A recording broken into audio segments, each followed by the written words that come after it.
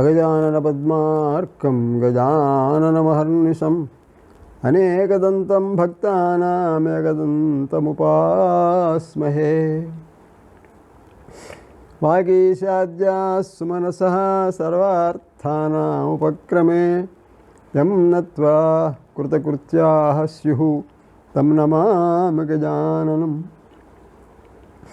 शारदा शारदाम्भोजवदना वदनाम्बुजे सर्वदा सर्वदास्माकं सन्निधिः सन्निधिं क्रियात्। या कुन्देन्दुदुषारहारधवला या शुभ्रवस्त्रान्विता या वीणा वरदण्डमण्डितकरा या श्वेतपद्मासना या ब्रह्माच्युतशङ्करप्रभृतिभिर्देवैः सदा पूजिता सा मां पातु सरस्वती भगवती निःशेषजड्जापः। कूजन्तं राम रामेति मधुरं मधुराक्षरम् आरुष्य कविताशाखां वन्दे वाल्मीकिकोकिलं। वाल्मीकिर्मुनिसिंहस्य कवितावनचारिणः शृण्वन् रामकथानादं को न याति परां गतिम्। यः पिबन् सततं रामचरितामृतसागरम् अतृप्तस्तं मुनिं वन्दे प्राचेतसमकल्मषम्। गोष्पदीकृतवाराशं वशकीकृतराक्षसं रामायणमहामालारत्नं वन्दे निरात्मजम्। अञ्जनानन्दनं वीरं जानकीशोकनाशनं कपीशमक्षहन्तारं वन्दे लङ्काभयङ्करम्। श्रीराघवं दशरथात्मजमप्रमेयं सीतापतिं रघुवरान्वयरत्नदीपम्।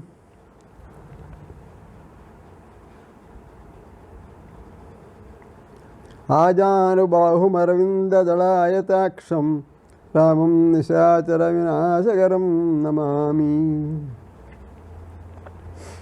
माता रामो मत्पिता रामभद्रो भ्राता रामो मत्सखा राघवेशः।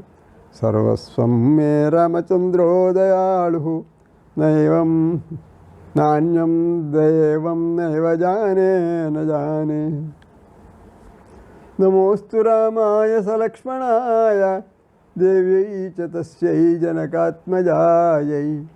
नमोऽस्तु रुद्रेन्द्रयमानिलेभ्यो नमोऽस्तु चन्द्रार्कमरुद्गणेभ्यः।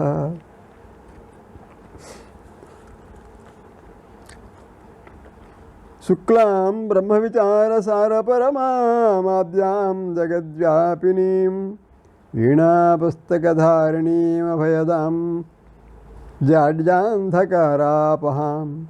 हस्ते स्फाटिकमालिकां च दधतीं पद्मासने संस्थितां वन्दे तां परमेश्वरीं भगवतीं बुद्धिप्रदां शारदाम्। चतुर्मुखमुखाम्भोजवनहं सवधूर्मम मानसे रमतां नित्यं सर्वशुक्ला सरस्वती। बुद्धिर्बलं यशोधैर्यं निर्भयत्वमरोगता अजाड्यं वाक्पटुत्वं च हनुमत्स्मरणात् भवेत्। వేళ ఆదివారం, దానితో పుష్యమి నక్షత్ర సంయోగం ఉన్నది. పుష్యార్క యోగం అని చెప్పి మంచి పుణ్యకాలంగా దీనిని జ్యోతిష పండితులు పరిగణించుతున్నారు. రామ లక్ష్మణ భరత శత్రుఘ్నులలో భరతునిది పుష్యమి నక్షత్రం, త్యాగరాజస్వామిది పుష్యమి నక్షత్రం, నాది కూడా పుష్యమి నక్షత్రం అయిన కారణం చేత ఆ పుణ్యాత్ముడైన భరతుని ఇవాళ స్మరించుకోవటం చాలా మహాభాగ్యప్రదమని భావనతో శ్రీ వైష్ణవులకు సమ్మతమైన దీర్ఘ శరణాగతులను లేక శరణాగతిని మనం ప్రస్తావన చేసుకుంటున్నాం. శ్రీమద్ రామాయణం అంతా కూడా సుదీర్ఘ శరణాగతి అని వాళ్ళు చెబుతుంటారు. సుదీర్ఘ శరణాగతి ఏమంటే దేవతలు విష్ణుదేవుని ప్రార్థన చేస్తారు, దశరథుని గర్భమున నీవు అవతరించవలసిందయ్యా అని. ఇక్కడ గమనించవలసిన చిన్న విషయం, ముఖ్య విషయం ఏమిటంటే వాళ్ళు క్షీరసాగరానికి వెళ్ళి మహావిష్ణువుని సంబోధించింది, రావణవధకు నీవు అవతారం ఎత్తవలసిందని ప్రార్థన చేయలేదు. దశరథ మహారాజు అశ్వమేధం చేస్తున్నప్పుడు వాళ్ళు తమ తమ ఆకారములతో వచ్చి హవిస్సులను గ్రహించుకున్నారట.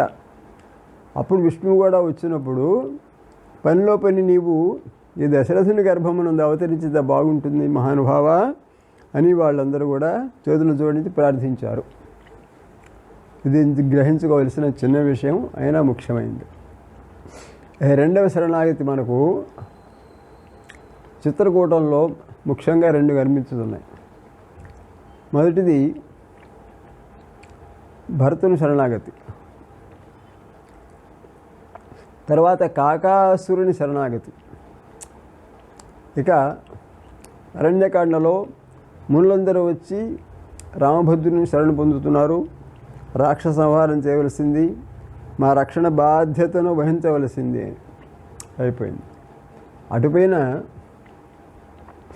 ప్రచ్ఛన్నంగా మన శరణాగతి ఒకటి ఉన్నది.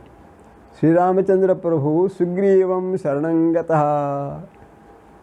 అని చెప్పవలసిన అవసరం పడుతుంది. ఆయన మాయామానుష విగ్రహుడు సుగ్రీవుని శరణు పొందినట్టుగా అప్పుడున్న తాత్కాలికమైన పరిస్థితుల ప్రాబల్యం వల్ల అలా కనిపించాడు. అంచేత శ్రీరాముడు చేసిన శరణాగతి పరిచ్ఛిన్నమైంది.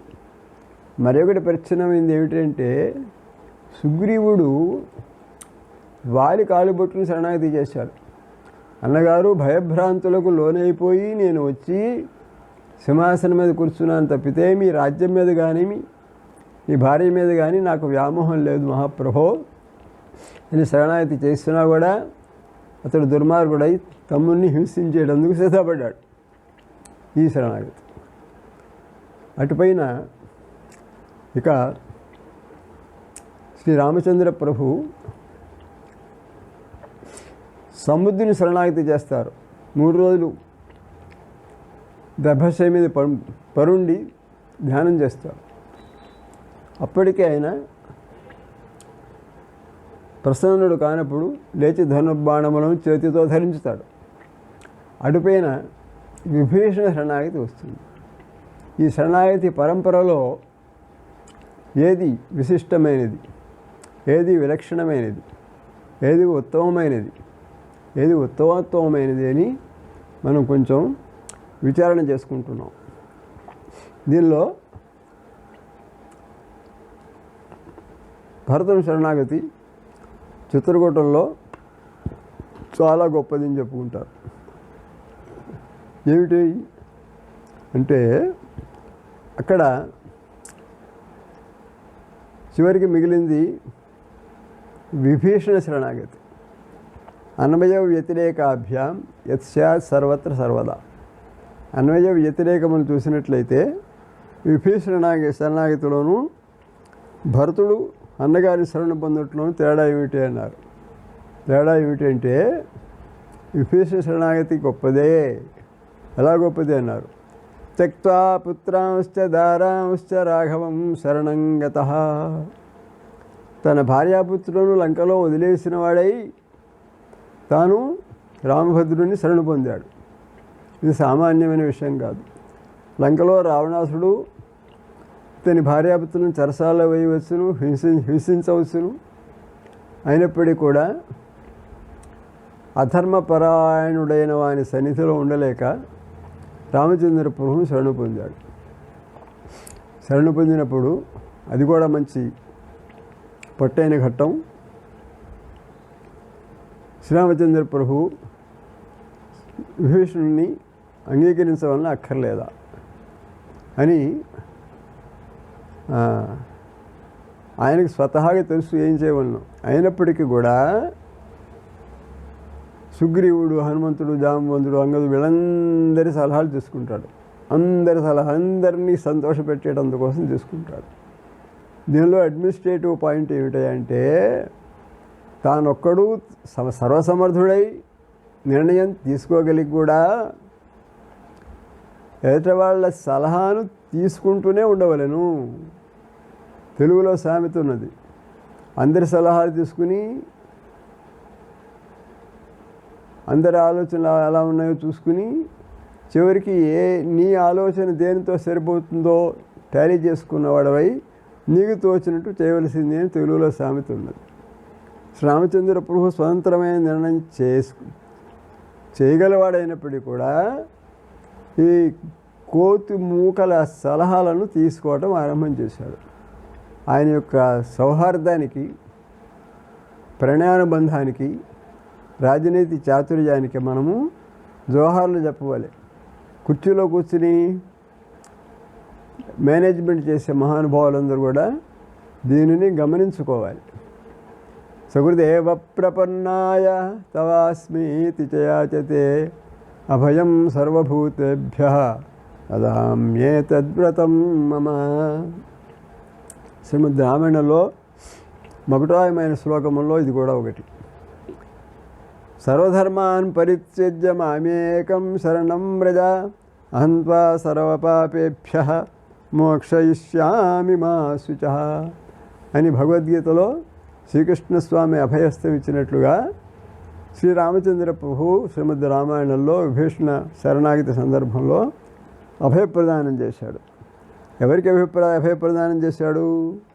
సమస్తమైన ప్రజలకు కాదండోయ్. సకృదేవ ప్రపన్నాయ, నన్ను శరణ పొందిన వానికి. ఆ శరణాగతి ఎలా ఉండవలే? ఒకేసారి శరణ పొందవలే. Let us dedicate ourselves అనేవాడు మా బాస్ ఒకడు. రీడెడికేటెడ్ నమో. ఒకసారి నీవు సమర్పిత భావనతో భగవంతుని శరణు పొందిన తర్వాత నీ ప్రపత్తి అచంచలమైన భక్తి విశ్వాసములతో ఉండవలెను. క్లోజ్. అంచేత సకృదేవ ప్రపన్నాయ, నన్ను ఒకేసారి శరణు పొందవలే. తవ స్మీతి చేయాచతి, నేను నీవాడిని సుమా అని యాచన చేయవలే. నావాడు అయిపోవాలి. మళ్ళీ రెండో మాట లేదు. ఎప్పుడైతే నావాడైపోతాడో, నావాడిని స్వజనస్య చ రక్షిత అని బాలకాండలో చెప్పాడు. నావాడిని నేను విధములుగా సంరక్షణ చేసుకుంటాను. సర్వవిధములా సంరక్షణ చేసుకుంటాను. అభయం సర్వభూతేభ్య ఇది పంచమీ భక్తి అపాదానం. సమస్తమైన భూతములు, ముల్లోకములో ఉన్న జీవరాశి, ఆ బ్రహ్మ కీట పర్యంతం ఎవరు ఎదురొచ్చినా సరే వాళ్ళని నేను సహించను. వాళ్ళని చీల్చి చెండాడి నావాని నేను అన్ని విధాలా కాపాడుకుంటాను అని అభయస్తం ఇస్తున్నాడు. మీరు కోరుకోండి, అందరిని సంరక్షణ చేస్తాను అంటారు ఆయన. ఇందువల్ల అందరూ శరణాగతి చేయలేరు కాబట్టి. నీకెలా తెలుస్తున్నాయంటే భగవద్గీత 16వ అధ్యాయంలో చెబుతున్నాడు ఆయన. క్షిపామ్యహం అసంభ్రాంత ఆసురీష్వేవ యోనిషు. ఎవరైతే నేను చెప్పిన మాట వింటలేదో, చెవిని పట్టట్లేదో, వాళ్ళదు అని వాళ్ళు దుష్కర్మలందు ఆసక్తులై ఉన్నారో వాళ్ళు నరకానికి వెళ్ళగా తప్పదు. ఏమే వేషమున నిషేధితే అని వా సాధుకర్మకార ఇది.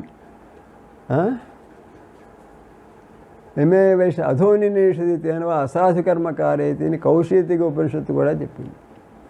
అంచేత దుష్ట శిక్షణ, శిష్ట సంరక్షణ రెండు కార్యములు ఆయనకు ఉన్నాయి కాబట్టి, ఓ ప్రజలారా మీరందరూ నాకు ఓట్లేయండి, నేను మిమ్మల్ని సంరక్షణ చేస్తాను, మీ పాపములన్నింటినీ నేను తుడి చేస్తాను, అభిమ సర్వపాపేక్ష అనే మాటకు అది అర్థం కాదు.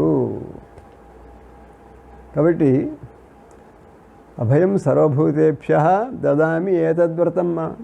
అదేంటి మీరు పక్షపాత బుద్ధి కాదా అని శ్రీమద్భాగవతం 7వ స్కంధంలో నారాయణ గుణాన్ ప్రతి సంశయోమే మహాన్ పరీక్షణ్ మహారాజు అంతటి వాడు అడుగుతాడు. పక్షపాతం ఉన్నట్టు కనిపిస్తోంది ఎప్పుడు విష్ణుదేవునకు. రాక్షసులను వంచనం చేయటం, దేవతలను సంరక్షణ చేయటం ఇదేనా ఆయన ఉద్యోగం అన్నాడు.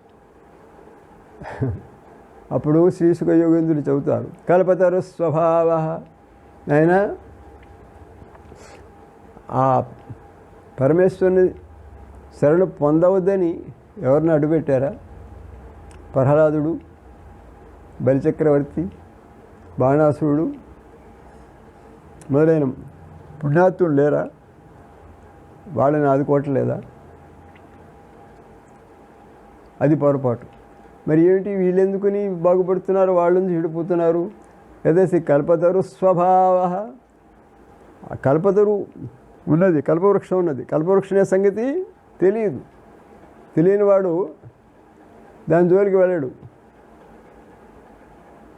దాన్ని పోతుంటాడు, మనకెందుకులే అనుకుంటాడు. తెలిసో తెలియకో పుణ్యాత్ముడైన వాడు అక్కడికి వెళ్ళి కూర్చుంటాడు. అరే బాగా ఆకలవుతుందే, ఎవరైనా భోజనం పెడితే బాగుండే అనుకుంటాడు. ఇంతలో ధనావని పళ్ళెంలో పంచభక్ష పరమ ఫలహారములు సిద్ధమైపోతాయి. ఇది ఎవరి దోషము? ఆ కల్పవృక్షమైన పక్షపాతం చూపించి వెళ్ళే వాళ్ళందరినీ వెళ్ళనీయకుండా రమ్మని పిలిచిందా? తన దగ్గరకు వచ్చిన వాళ్లకు సమస్త సదుపాయములు చేసింది, అతిథిగా మర్యాద చేసింది, వాళ్ళు కోరుకున్నవన్నీ ఇచ్చింది. మరి కూడా పిచ్చివాడు పాపం భోజనం చేయటం అయిపోయింది, అంతా అడవిలాగా ఉంది, పెద్ద పిల్ల వచ్చి మీద పడుతుందేమో అనుకున్నాడు. పెద్ద పిల్ల వచ్చింది, మీద పడింది. పెద్ద పిల్ల వచ్చి వాడిని తినవలసిందని కల్పవృక్షమైన సంకల్పం చేసిందా? లేదు.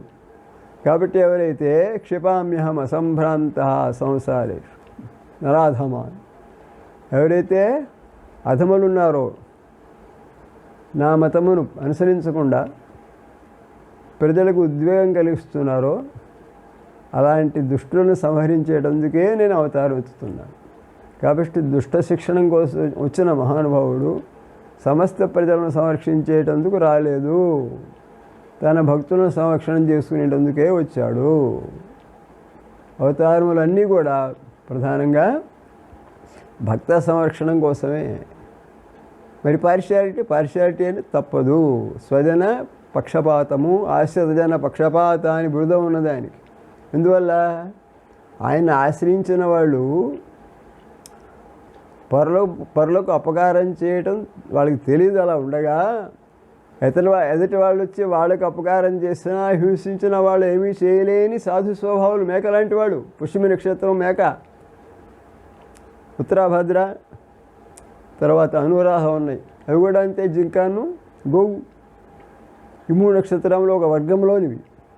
అంచేత ఎవరైతే అమాయకులై, శరణాగతులై, అసహాయులై ఉన్నారో, తవ ఆస్మీతి చయాచతే అభయం సర్వభూతేభ్య దదామ్యే తద్వ్రతం మమ. అటువంటి తన వాళ్ళని తాను సంరక్షణ చేసుకోకపోతే ఇంకెవరు చేస్తారు? తో భ్రష్టస్తతో భ్రష్ట అన్నట్టుగా సమస్తము వదులుకుంటే కానీ ఏ ఒక్క భక్తుడు ఆయనకు శరణాగతి చేయలేడు. అతను నమ్ముకున్నవాడు ఒక పేరు విపరీతమైన బాధలకు లోనవుతాడు. కంచర్ల గోపనులాగా, సుగ్రీవునిలాగా. ఎవరైతే నా కోసం సమస్తం ప్రాణాలు కూడా త్యాగం చేసి సిద్ధమైనాడో, సుగ్రీవుని లాంటి వాడు, నాకు చెడ్డ పేరు వచ్చినా అతను సంరక్షణ చేసి చూపించాను నేను. ఎందుకంటే ఏం కావాలండి? బాల్యవత అనేది ఎంత మనోహరమైన ఘట్టం అది. అంచేతన ఆ శ్లోకంలో న సర్వే భ్రాతరస్తాత భవంతి భరతోపమాహ. నాయన సుగ్రీవాని ఇలాంటి స్నేహితులు ఉంటారటయా, భరతులు లాంటి సోదరులు ఉంటారా అన్నాడు. కాబట్టి విభీషణ శరణాగతి చాలా ఉత్తమమైందంటారు, కానీ భరతుని శరణాగతి ఉత్తమోత్తమైనదే అని చెప్పారు పెద్దలు. ఏమిటంటే ముందు వెనుక సందర్భాలలో విభీషణకు కాంక్ష పోలేదు సుమా అన్నారు. ఆంజనేయ స్వామి చెబుతాడు అక్కడ, ఏ విధంగా అది వాల్యవధ చేసి సుగ్రీవునికి పట్టాభిషేకం చేయించారో మా రామస్వామి, అలాగే రావణవధ చేసి తనకు లంకారాజ్యాభిషేకం చేయించగలడు అని ఆశతో విభీషణుడు వచ్చాడు ఇదే సమయం కాబట్టి ఇతను రావటంలో అనౌచిత్యం లేదు, ఇది సరైన సందర్భమేనని ఆంజనేయ స్వామి మనవి చేస్తాడు. కాబట్టి ఎంత భక్తి ప్రపత్తులతో వచ్చినా దారాపుత్రాదులను వదిలేసి వచ్చినా కూడా విభీషణ శరణాగతి ఉత్తమమైనది అంటూ సందేహం లేదు. అంటే భగవద్భక్తుడైన వాడు భగవంతుని శరణాగతి చెందినా కూడా తనకు యోగ్యమైన ధర్మాధికారమైనటువంటి వస్తువును అర్థమును ధర్మార్థగా మోక్షములో అర్థం అనేది కూడా ప్రయోజనకారి, అది కూడా పురుషార్థమే కాబట్టి దానిని వదులుకోవలసిన పని లేదు అని మనకు గుణపాఠం వస్తున్నది. దీనివల్ల కేవలము అర్థమును నిరాకరించిన వాడవై నీవు తెలివి తక్కువని పడిపోయినావు అన్నయ్య అని లక్ష్మణస్వామి యుద్ధకాండలో ఒకసారి అందగానే మందలించుతాడు. నిజమే కావచ్చును, కానీ ప్రసంగవశాత్తు చెబుతున్నాను. ధర్మో రక్షిత రక్షిత అని వాక్యం ఉన్నది. దీనికి ఉదాహరణ ఎక్కడైనా కనిపించుతుందంటే అక్కడ నాగపాశ విమోచన సందర్భంలో కనిపించింది. ఇంద్రజిత్తు నాగపాశములతో సమస్త సైనికులను రామలక్ష్మణులు కూడా పడవేసేస్తాడు. ఆ బంధంలో పడిపోయినారు, ఏమి చేయలేకపోయినారు. అప్పుడు వాళ్ళని సంరక్షణ చేసేందుకు ఆకాశం నుండి ఎవరు పిలవకుండానే వైనతేయుడు గరుత్మంతుడు అవతరించి ఆ నాగపాశం నుండి అవలీలుగా వాళ్ళని విముక్తులను చేశాడు. ఆయన రమ్మని ఎవరు పిలిచారండి? కౌసల్యాదేవి రామలక్ష్మణ సీతలను అడవికి పంపించుతూ ఆశీర్వచనం చేస్తుంది. ప్రధానంగా రామునితో చెబుతుంది, యం త్వం పాలయసే ధర్మం ధృత్యా చ నియమేన చ సవై రాఘవశార్దూల ధర్మస్త్వామభిరక్షతు. నాయన, ధైర్యంతోనూ నియమంతోనూ ఏ ధర్మాన్ని నువ్వు పాలించుతున్నావో ఆ ధర్మమే నిన్ను సంరక్షణ చేయుగాక అన్నాడు. సీతాదేవిని అశోకవనంలో రాక్షసుల చుట్టూతా పరివేష్టించుండగా ఎవరు సంరక్షణ చేశారు? ఆ ధర్మమే సంరక్షణ చేసింది. ధర్మో రక్షిత రక్షిత అంటే నాగపాశ విమోచనం అది సహజమైన సుందరమైన ఉదాహరణ అని చెప్పారు పెద్దలు. కాబట్టి లక్ష్మణస్వామి చనువుతో అన్నగారిని మందలించినా కూడా రాజ్యమును తృణీకరించి ధర్మనిష్టతో వచ్చిన శ్రీరామచంద్రునకు భద్రమే కలిగింది. ఆయన తలుసుకున్న వాళ్ళందరికీ కూడా భద్రమే కలుగుతుంది. అందుకనే రామభద్ర అని బిరుదు వచ్చింది ఆయనకి. అందుచేతనే మనం ఆపత్కాలంలో ఉన్నాం కాబట్టి ఒకసారి రామభద్ర స్మరణం చేసుకుందామని రామాయణం కొనసాగించుతున్నాం మనం. కాబట్టి మళ్ళీ మనం సందర్భానికి వచ్చినప్పుడు విభీషణ శరణాగతి నుండి ఆ శ్లోకం ఒక్కదానిని మనం చింతనం చేసుకుని రామభద్రుని స్మరణం చేసినట్లయితే సమస్త భద్రములు మనకు లభించగలవు. ఎంత ఉత్తమమైన శరణాగతి అయినా కూడా దానిలో రాజ్యాభిలాష అనేది ఒకటి ఉన్నదయా. భరతుని శరణాగతిలో దానికి విపరీతంగా తనకు చేజిక్కిన రాజ్యమును కూడా పూర్తిగా వదిలేసుకున్నాడు కాబట్టి దానికంటే కూడా ఉత్తమోత్తమైనది భరతుని శరణాగతి అని పెద్దలు చెప్పారు. ఉత్తమోత్తమైన శరణాగతి భరతునిది. అందువల్ల తల్లి ఇతని కోసం చక్కగా రాజసింహాసనాన్ని భద్రంగా సంరక్షణ చేసి ఉంచింది. వశిష్ఠుల వారి నాయన పట్టాభిషేకం చేసుకోమన్నారు. రామచంద్రునికి అసలే అబ్జెక్షన్ లేదు. మరి ఏమిటి అడ్డుపడింది? చాలా విచిత్రమైన సంకటంలో పడిపోయినాడు పాపం భరతుడు. పెద్దల మాట వినవలన నాన్నగారి సత్యవాక్య పరిపాలన కోసం అన్నగారు అడవికి వెళ్ళాడు, ధన్యుడైనాడు, సత్కీర్తిని సంపాదించుకున్నాడు. అమ్మగారి కోరికను మన్నించాలి, నాన్నగారి సత్యవాక్యం పరిపాలించాలి, దీనిలో నా తప్పేమీ లేదు అనుకుంటా ఆయన సింహాసనం కూర్చుంటే ఇవాళ మనం రామాయణం చెప్పుకుంటూ భరతుని మనం పొగుడుతూ ఉండేవాళ్ళం కాదు. గోస్వామి తులసీదాస అనే మహాకవి రామచరిత మాసంలో భరతుని క్యారెక్టర్కి ఎక్కువ ప్రాధాన్యం ఇచ్చారు. ఇవకేం చేస్తారు? భరతుని మించిన వాడు ఎవరున్నారయ్యా శ్రీమద్ రామాయణంలో? భరతుడు ఇంకా స్వలాభ పరుడై సింహాసనాన్ని ఆక్రమించి ఉంటే రామరాజ్యం అనే పదం మనకు దక్కేది కాదు. చేజిక్కిన రాజ్యాన్ని కూడా వదులుకొని 14 సంవత్సరములు గోమూత్ర యావకం పిబన్, గోమూత్రంలో యవధాన్యాన్ని ఉడికించుకుని తాగేవట జటాచీరములతో. ఎంత భారతృప్రేమ! దాన్ని తలుచుకుంటేనే ఆనందాశ్రులు వస్తాయి. అన్నగారు లేని అయోధ్యలో నేను అడుగుపెట్టను సుమా అని చెప్పేసి నా నాన్నగారిలాగానే జడలను నారితెలను ధరించి భోజనం కూడా మానేసి ఆ పాదుకలకు ప్రతిదినము ప్రతినివేదనం చేస్తున్నాడు. అంటే రిపోర్ట్ అప్పగించుతున్నాడు. ఇది ఆదాయం ఎంత, వ్యయం ఎంత, దుష్ట శిక్షణ ఎంత, శిష్ట సంరక్షణ ఎంత అని ఆ పాదుకలకు నివేదనం చేసుకుంటున్నాడు. అంచేత శ్రీరామచంద్రమూర్తి కూడా ఏమీ తక్కువ తినలేదు. వాలివధ సందర్భంలో చెబుతున్నాడు,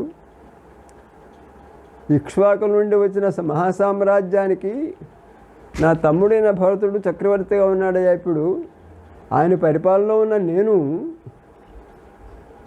దుష్ట శిక్షణ చేయాలి కాబట్టి, మా రాజ్యంలో పశువులు పక్షులు కూడా ఉంటాయి కాబట్టి ఆ విధంగా దుష్ట శిక్షణ చేసే పద్ధతిలో ఓ వాలి నిన్ను కొట్టవలసిన అవసరం పడిందయా అని చెప్పుకుంటున్నాడు. అంటే అక్కడున్న రాజశాసనం చేస్తున్న భరతుడు తన తండ్రి తర్వాత సింహాసనాధీశ్వరులాగా, మాననీయుడు, ఇన్ఛార్జి, ప్రిన్సిపాల్ లాగా అతడు ఎంతయో మాననీయుడై ఉన్నాడు అని అమితమైన ప్రేమతో భరతుణ్ణి ఎత్తిపెట్టేశాడు రాముడు. అంత గొప్ప విషయం అది, అమితమైన ప్రేమ. సౌతి తల్లి కొడుకు, వీడు రాజ్యసుఖాలని బహుశా అనుభవిస్తూ ఉంటాడు అక్కడ అని అసూయాద్వేషముల లేశం కణిక కూడా లేదు శ్రీరామచంద్రుని దగ్గర. అమితమైన ప్రేమతో భరతుణ్ణి అతను సరిగా అర్థం చేసుకుని అనుగ్రహించారు పాదుకాదానం చేసి. పాదుకా పట్టాభిషేకం తన చాలా ప్రశస్తమైన విషయంగా హరికథా గానం చేస్తూ ఉంటారు. శ్రీరామచంద్రుడు ప్రభువు అంగీకరించిన, వశిష్ఠుల వారు ఆజ్ఞాపించిన, తల్లి మాట ప్రకారం తండ్రి సత్యవాక్య పరిపాలన కోసం కూడా భరతుడు రాజ్యమునకు తనకు చేజిక్కిన అధికారమును వదులుకొని శరణాగతుడైనాడు. కాబట్టి విభీషణ శరణాగతి కంటే భరతుని శరణాగతి ఉత్తమమైనది అని పెద్దలు నిర్ణయం చేశారు. ఇక్కడ గమనించవలసిన రహస్యం ఏమిటంటే, పెద్దలు చెప్పిన మాట వినకుండా చెడిపోయినాడా భరతుడు? తల్లి మాట, తండ్రి సత్యవాక్య పరిపాలన, వశిష్ఠుల వారాజ్ఞ, రామచంద్రుని మాట, వీటన్నిటినీ కూడా తోసిపిచ్చాడే. శ్రీమద్ రామాయణం ఏం చెబుతున్నది? పెద్దల మాట పాటించవలను, మాతృదేవోభవ పితృదేవోభవ అని చెబుతున్న కదా శాస్త్రం. భరతుడు చేసిందేమో దానికి వ్యతిరేకము, కానీ భరతుడేమో ఆదర్శ పురుషుడై శ్రీరామచంద్రుడు అంతటి వాడు కొనియాడదిగిన మహాపురుషుడైనాడు, ఆశ్రితుడైనాడు. ఇది ఆశ్చర్యం. 14 సంవత్సరములు లక్ష్మణస్వామి వెంట ఉన్నా కూడా ఏ కితాబు, ఏ బిరుదము ఆయనకి దక్కలేదో అది భరతునికి దక్కింది. ఏడు ఇక్కడ తెలుసుకోవాల్సిన విషయము, శ్రీమద్ రామాయణంలో అంతఃకరణ ధర్మము ప్రధానము. సతామి సందేహపదేషు వస్తుషు, 100 చెప్పండి 1000 చెప్పండి అన్నగారైన రామభద్రుడు రాజ్యపాలనమును అంగీకరించని పక్షంలో ఆయన అడవిలో ఉన్నప్పుడు నేను మాత్రం సింహాసనాన్ని అంగీకరించేది లేదు. ఆయనకంటే ముందుగా నేను పట్టాభిషిక్తుల్ని కాకూడదు. అతని హృదయము దానికి వ్యతిరేకించింది. ఎప్పుడైతే హృదయమునకు ఉన్ముఖత్వం లేదో, అంతఃకరణ ధర్మం ఎదురు చెప్పిందో, he should not go against his conscience. బ్రహ్మదేవుడు చెప్పేది, రుద్రుడు చెప్పేది, తల్లి చెప్పేది, తండ్రి చెప్పేది వంగకూడదు. ఇదే ధర్మం. వేద సదాచార స్వస్య చ ప్రియం ఆత్మనః. మనుస్మృతి నాలుగింటిని ప్రమాణంగా చెప్పుకుని ధర్మానికి. ఆత్మనః ప్రియం, చిట్ట చివరికి నీ ఆత్మ అంతఃకరణము దేనిని ధర్మముగా నొక్కి చెబుతున్నదో దానికి విరుద్ధంగా నీవు నడుచుకోకూడదు. మా గంగాం మా కురుంగమ ఎదితే నా విసంవాద. మహాభారతం సనస్సు జాతీయంలో కూడా ఇదే చెప్పారు. యమో వైవస్వతో రాజా ప్రాణినాం హృది తిష్ఠితః యదితే నా విసంవాద మా కురుం మా గంగాం మా కురుంగమ.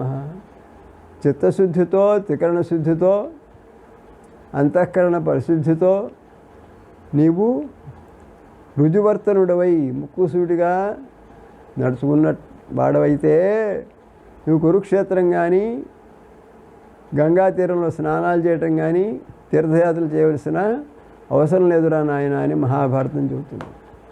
అటువంటి పరమపవిత్రుడైన భాగవతోత్తముడు భగవంతుని యొక్క పాదములను ఆశ్రయించిన వాళ్ళందరూ భాగవతులే. కాబట్టి శ్రీమద్ రామాయణంలో మనం వదిలిపెట్టకుండా భాగవతమే చెప్పుకుంటున్నాం. శ్రీ వైష్ణవుల సంప్రదాయం ప్రకారము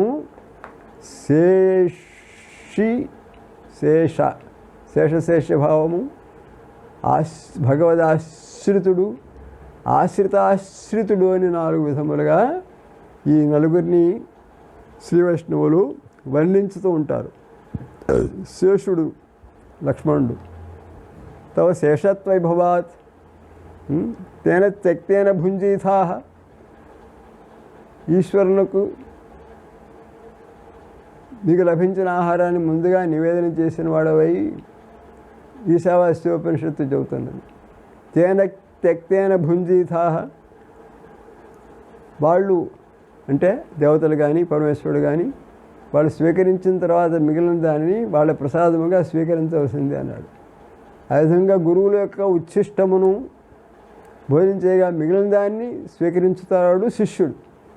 ఆ విధంగానే శ్రీరామచంద్ర ప్రభువును గురువుగా సర్వస్వముగా సేవలు చేసుకుంటూ ఆయన శుశ్రూష చేసుకుంటూ వెళ్ళిన ధన్యుడు లక్ష్మణస్వామి. ఆయన పాసేవ చేసుకుంటూ కిమపి తవ శేషత్వ విభవాత్ శేషుడైపోయినాడు లక్ష్మణుడు. మంచిదే. నేను చూశాను, వేద పండితులు పరస్ చెప్పుకుంటూ వెళుతుంటారు. వెనక పిల్లవాడు కూడా చెప్పుకుంటూ వెళతాడు. ఆరంభంలో ఉన్నాడు వాడు, వెల వేయాల్సిందే, సంత చెప్పుకోవాల్సిందే. కానీ అంతకంటే సీనియర్ గార్డర్లో ఉంటాడు గురుభాయి అని. అంతకుముందే పాఠం పూర్తి చేసుకుని వాడంతటా వాడు ఆవృత్తి చేసుకుంటూ రివైజ్ చేసుకుంటూ ఉన్నవాడు గురువుగారి ఇంటి దగ్గరే ఉంటాడు. ఇంటి పనులు చేస్తూ ఉంటాడు. గురువుగారి బరువు బాధ్యతలన్నీ వాడే వహించి అక్కడ ఉంటాడు. వాడు అవసరమైతే తనకంటే చిన్నవాడైన జూనియర్స్ అయిన పిల్లలు కూడా పాఠాలు చెప్పగలవాడు. అటువంటి ఉత్తమమైన క్యాడర్లో ఉన్నవాడు భరతుడు. భగవదాశ్రితుడు భరతుడు. అతని ఆశ్రితుడు శత్రుఘ్నుడు. భగవదాశ్రిత ఆశ్రితానుభావ అంటాడు భాగవతం 8వ స్కంధంలో రఘుగణోపాఖ్యానంలో. జడభరతుడు, జడభరతుని ఆశ్రయించిన వాడు రఘుగణుడు. జడభరతుడే భగవదాశ్రితుడు. ఆశ్రితుడైన వాణిని ఆశ్రయించిన వాడు కూడా తరించుతున్నాడు సుమా. జడభరతుని ఆశ్రయించిన రఘుగణుడు ధన్యుడైనాడు సుమా అని భాగవతంలో చెబుతున్నారు. ఆ విధంగానే భగవదాశ్రితుడైన భరతుడు, ఆయన్ని ఆశ్రయించి సేవలు చేసి తరించిన వాడు శత్రుఘ్నుడు. ఈ విధంగా శేషి, శేషుడు, ఆశ్రితుడు, ఆశ్రితాశ్రితుడు అని 4 విధములుగా దశరథ మహారాజు నలుగురు కొడుకు ఉన్నారు అని వ్యాఖ్యానాల్లో వర్ణించుతున్నారు. కాబట్టి ఆశ్రితాశ్రితానుభావ. ఒక భక్తుడు లేక 10 మంది లేక 100 మంది భక్తులు కాశీ నివాసం చేస్తూ ఉంటారు. సంతోషమే. అక్కడ వెళ్ళి అభిషేకాలు చేస్తూ ఉంటారు, పూజలు చేస్తూ ఉంటారు. మహాశివరాత్రి నాడు ఉపవాసం ఉంటారు. సరే, ఇవన్నీ లేని పరమభక్తుడు ఉన్నాడే ఇంటి దగ్గరే కూర్చుంటాడు. సమర్ప్యైకం చేతస్సరసిజముమానాథ భవతే సుఖేనావస్థాతుం జనైహ నజానాతి కిమహో అని శివానంద లహరిలో శంకరాచార్యుల వారు ప్రస్తావన చేశారు. అయ్యా, తన హృదయమనే పుష్పాన్ని నీ పాదారవిందముల మీద ఉంచినవాడై నీ భక్తుడైన వాడు ఎక్కడుంటేనేవయ్యా? ఏకం సరసిజముమానాథ భవతే సుఖేనావస్థాతుం తవాస్మీతి చ యాచతే. భరతుడు ఎప్పుడైతే రామచంద్రుడిని ఆశ్రితుడై ఉన్నాడో, రామచంద్రుడు చేయవలసిన కార్యభారమును తన శిరస్సు మీద వహించుతున్నాడో, అయోధ్యలో ఉండి కూడా నిరంతరము రామస్మరణతోనే కాలక్షేపం చేస్తున్నాడు, రాముల్లాగానే జడలను నారిచలను ధరించున్నాడు, శుభ్రంగా రాజ్యభోగమును అనుభవించకుండా నిష్ఠాపరాయణ గోమూత్ర యావకం స్వీకరిస్తున్నాడు, అంతకు మించిన భక్తాగ్రేసు శ్రీమద్ రామాయణంలో ఉండటం కష్టం. కాబట్టి భరతుని పోలిన సోదరుడు కానీ, ఆయన్ని మించిన ఆశ్రితుడు కానీ మనకు భక్తుల పరంపరలో గోచరం కాడు. కాబట్టి చేసిన శరణాగతి విధానములలో భరతుని శరణాగతి ఉత్తమోత్తమైనది. విభీషణుడికి రాజ్యాభిలాష ఉన్నది. ఆ రాజ్యాభిలాష కూడా లేకుండా చేజిక్కిన రాజ్యాన్ని వదిలేసుకుని భరతుడు అయోధ్యలో నానా కష్టముల పాలయ్యి దీక్షతో నియమనిష్టలతో పాదుకాబోయి చేసుకుంటూ తరించాడు. కాబట్టి ఆయన యొక్క పుణ్యస్మరణం చేసుకున్న ఇవాళ పుష్యమే నక్షత్రం కాబట్టి పుష్యార్క యోగం, అర్కవారం, ఆదివారం సూర్య వంశమనకు కీర్తి ప్రతిష్టలు పెంచిన శ్రీరామచంద్ర ప్రభు లక్ష్మణుడు, భరతుడు, శత్రుఘ్నుడు వాళ్ళను మనం సంకీర్తనం చేసుకుంటున్నాం. ఈ మహాభాగ్యవశం చేత మనకందరికీ క్షేమం కలగవలే అని ఈవేళ 15వ పర్యాయము శ్రీమద్ రామాయణ ప్రసంగం చేసుకుంటూ మంగళాశాసనం చేస్తున్నాం.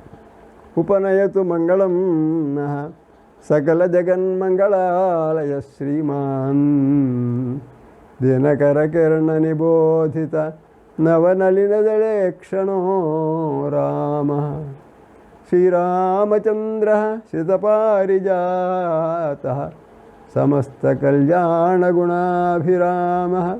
సీతాముఖాంభోరుహ చంచరీక నిరంతరం మంగళమాతనోతు. స్వస్తి ప్రజాభ్యః.